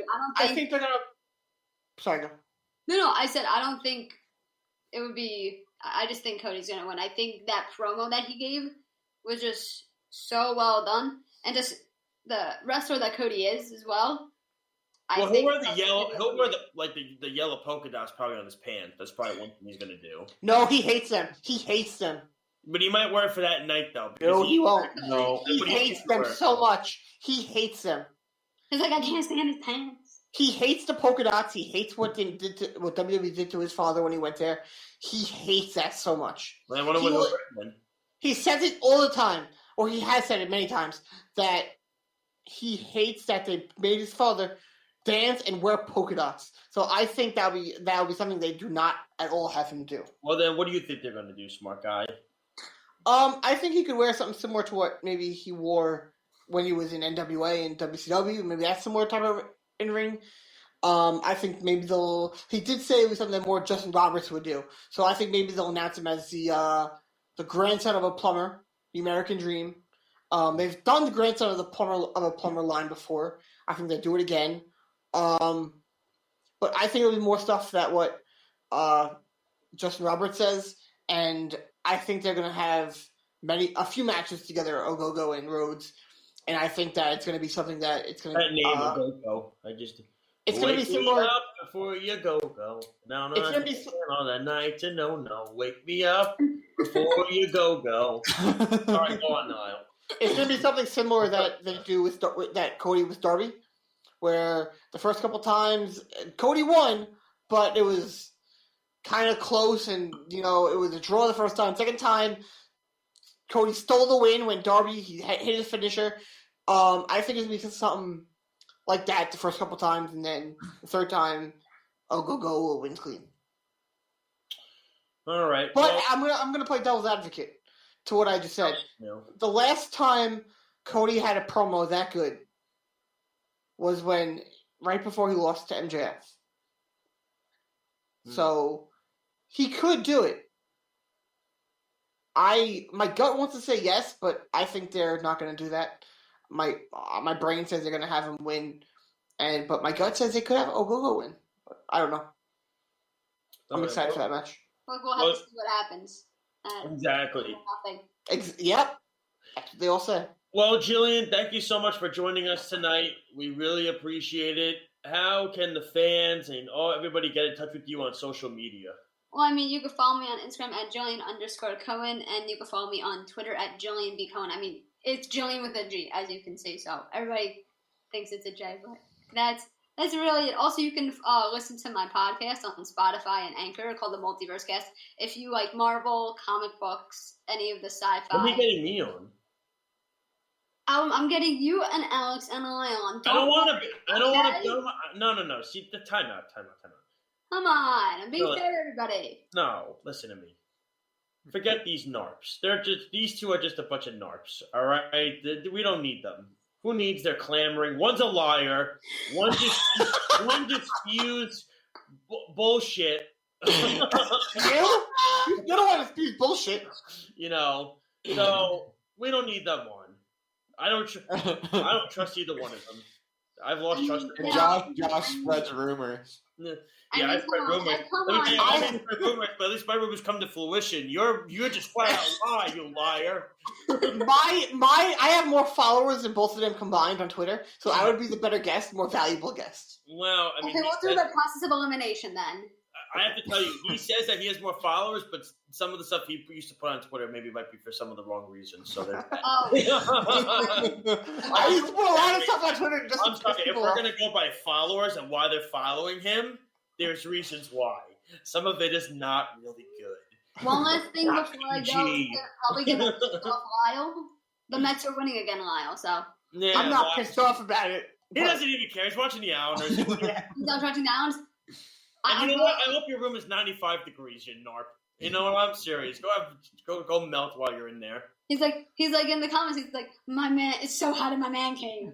Yeah, it is. It's my 85, 90 degrees. This fucking sucks. Then why is it so hot? Turn the heat down. I don't have it on. Oh my God. How is it 95 degrees? I don't know. Well, Miss Jillian, I think I would get out of here now before your IQ gets lower. So that was the one. That's Alex's fault. No. Let me tell you something. We could play the blame game, but either way, it's going to be one of their faults, so it doesn't really matter. Jillian, seriously, thank you so much for joining us tonight. We really always appreciate it, and thank you.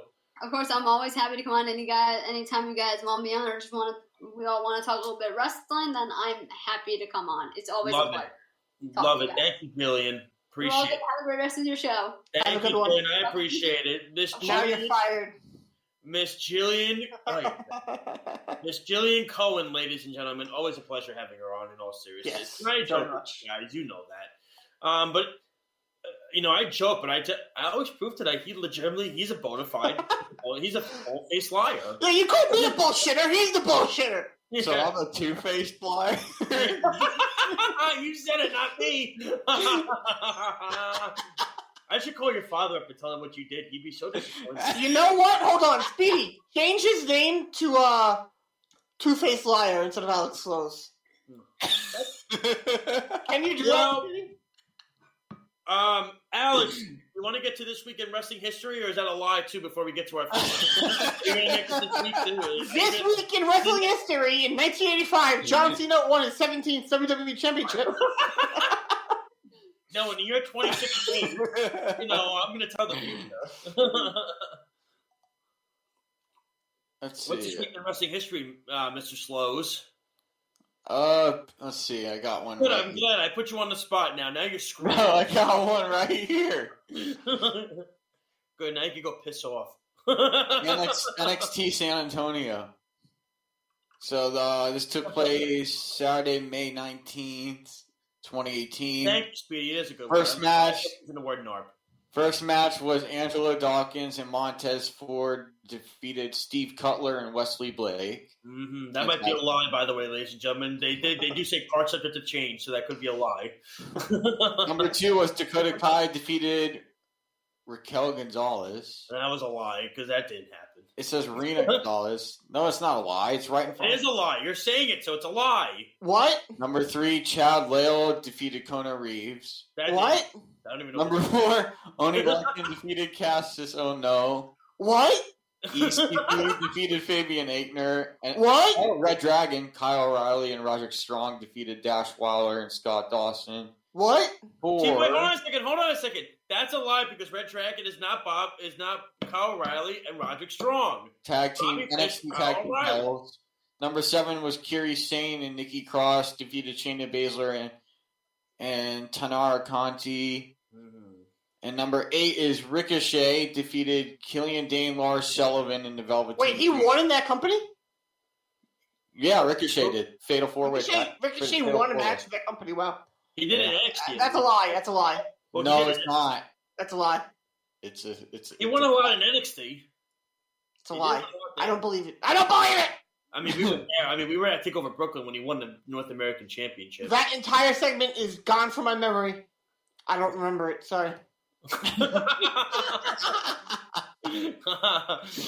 All right, gentlemen and Lyle, it is now time to get to our finishing move. So I will let ladies go first. So Alex, your finishing move.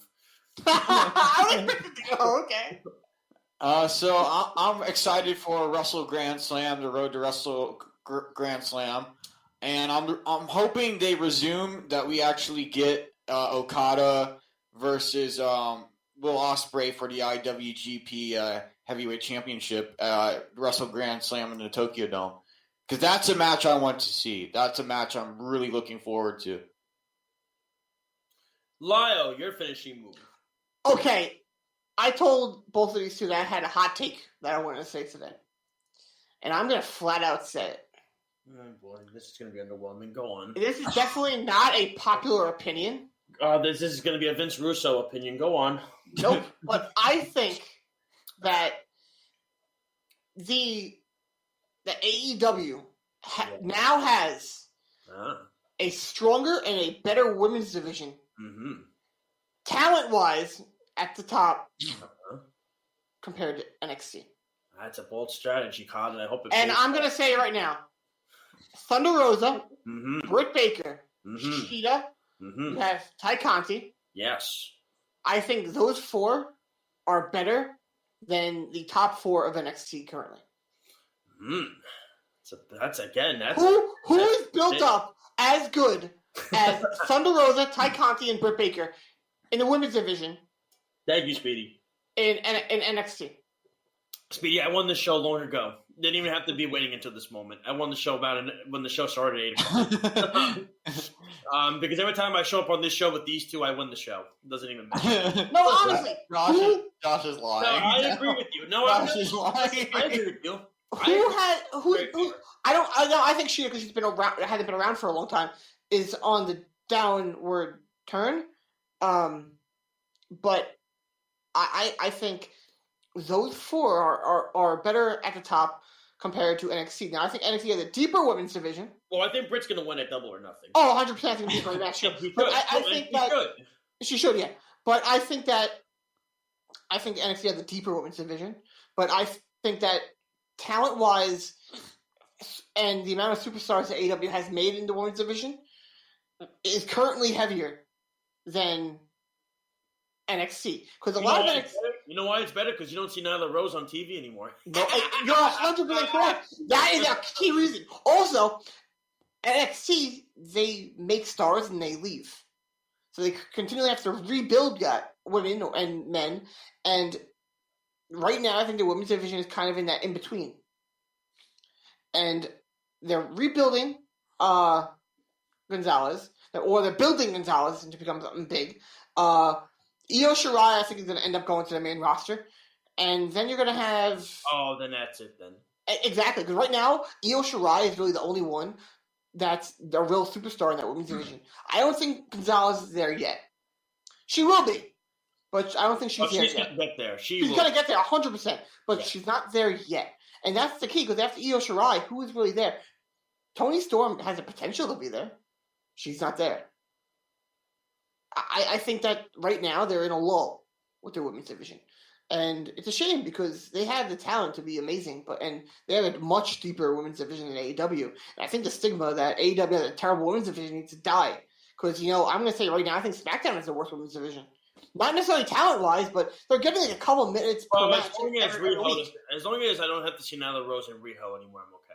Riho will be around sporadically. No! But ratings-wise, Riho has Drew. So I don't care. She's 12. No. But, and I'm going to say this right now. I think SmackDown actually has the worst women's division. Not because of talent, but because of the way they set it up. The way they book it. It's like someone broke it down on Twitter one time. They're getting a couple minutes per match. I know. That's not good. I'm just glad I don't see that one wrestler anymore on AEW that Lyle's obsessed. Lyle's obsessed. I know Nyla Rose. Oh, I fucking hate her. I hate her. Not because she's French. I have no problem with that. But I hate her because I think she's so she's from Japan. His Tourette's coming out. Lyle's Tourette's coming out. That's not funny. I think that... Why are you smiling? I think Nyla Rose is an extremely bad wrestler. I think she's great in the mic. But I just think in ring... She sounds like a badass. That's why she's good in the mic. Oh, she's great on the mic. But she's great. Not good in the ring. I don't know. It's just something about it. I think she's gotten better than she was, but I still don't think she's really there to be on the level of Britt Baker, Shida, Thunder Rosa. Oh, yeah, I mean it's not even close. Let's call. I think the next big star they make is going to be Chris Statlander. She was on the way to becoming that. She got. I remember who it is. Maki Ito. I liked Maki Ito. I don't. She was over as can be. She was over. She was majorly over. I'm a big fan of her. Not really, but she was over. The second her picture came up on the screen when they were announcing that tournament, people fell in love with her. And they wanted her on AEW. That is why she stayed and she was on the show more, because the reception and the fans wanted her. They gave the fans what they wanted. Mm-hmm. That's exactly what a company should do. Yep. And Josh, what is your finishing move? My finishing move is going to be, listen, it goes as this. If you didn't check out the Nick Gage episode of Dark Side of the Ring, you need to check it out. If you're a fan of the death match and you're a fan of all that gruesome, nasty stuff and you like that and you can see the history of what Nick Gage went through as a person, not just in the ring but outside the ring, that's why they call it Dark Side of the Ring, watch it. To me, and also really quick, shout out to A&E. Shout out to A&E. If you did not, Lyle, you would like this. If you didn't watch the Shawn Michaels special on A&E about him, it's incredible good stuff. I'm gonna watch it. I love Shawn Michaels. Good stuff. It's awesome stuff. The Roddy Piper one was good. The Macho Man was a hit out for him, I think. I think they put too much negativity in there about him. The one that I'm going to be very intrigued by is next Sunday when the Ultimate Warrior one comes on. There's going to be a lot of interesting thing that comes out of that. Do you think they talk about and try and make it look like Truth from that DVD that they had up, where they hacked him? I mean, they have his wife talking in it, so I don't think it's going to be too bad. I mean, but then again, 50-50. Look what they did with Macho Man. I mean, that was his brother. Look at it this way. Randy had a tough break because you look at Randy, of course, passed away. His ex-wife wasn't in the special. I just didn't like that they had Gorgeous George talking it. I didn't like that, honestly. Because some of the stuff she said wasn't really very nice. So and that's probably why. Apparently, his ex-wife. I don't want to throw anything out there, so I'm not going to say it. But his ex-wife, Randy's ex-wife, was not a part of the special. Why? I don't know about. You mean his widow or Miss Elizabeth? She's dead. His widow. Okay, big difference. His ex-wife is dead. His widow is still alive. Yes, I know. His ex-wife is dead too. So it's like I said. That's the thing, though. So it's almost like there's so many different. When you look. One thing I did not like about it is that they completely tried to ignore. Did you watch it? I watched parts of it. Yes, yeah. They did it completely trying to ignore everything that he did after he left WWE. They said that he was 7 years, which would have been his exact time from 85 to 92, or as a top star in WWE, and they completely ignored his time in WCW when he was still a major draw for that company. And that it's revisionist history. It's what WWE does, because we all know at the end of the day, they had control over what goes out. They had a say in what goes out. And I don't think they wanted to say that he was still a star in WCW. I mean, like I said, I think A&E, I'm in the middle of watching I actually just finished the Booker T one. So I've watched all of them. So it's good stuff. If you want to check out Dark Side of the Ring, check out the A&E specials. I'm going to watch them. I know the North Korea one is this Thursday, and the Ultimate Warrior one is on Sunday. So this is going to be some interesting, good stuff. For sure. That's it for our show. Ladies and gentlemen, I want to thank Jillian Cohen for being on with us. I believe we have a special guest next Tuesday, so we will tell you all about that online. Alex is also going to be a participant on the show as well. So, Alex, if you want to just quickly say the date and time of the that you're going to be on the show. So it's going to be towards the end of the month, May 28th. Okay. So May 28th. That's on a Friday, I think? It's on a Friday. So you're going to be at the Hammerlock. The Hammerlock Hangover. Cool. So you'll be on there. Then we're going to have him on next week as well. Check us out, of course. Download our app if you haven't downloaded it already. It's free. WWS already if you have an iPhone. Worldwide Sports if you have an Android. Click install. You click download. It's that easy. Facebook, Twitter, Instagram, YouTube, Periscope, you name it. We are on every single social media platform. WorldwideSportsRadio.com. And you can check us out on the Off the Mat page as well. I believe it's connected to your page, Alex. Yep, it is. Okay, so perfect. You can check that out, of course. For Alex Lowe's, for Lyle Gillen, for Speedy Petey, I'm Josh Silverberg. Thank you so much. Have a good night. Check me out on Sports Loudmouths tomorrow at 9 o'clock, both Wednesday and Thursday with Speedy Petey as well. And then the Weekend Crunch on Saturday. And then next Tuesday we'll be back right here on Off the Mat with myself, Alex Lowe's, and Lyle Gillen. Until then, Kenny Omega, take it away. Have a good night, everybody. I must beat you, a Jew. So say with me now if you know it. Goodbye. And good night. Thank you for listening to Off the Mat on the Worldwide Sports Radio Network. Your source for all things wrestling and sports entertainment. It's the Worldwide Sports Radio Network.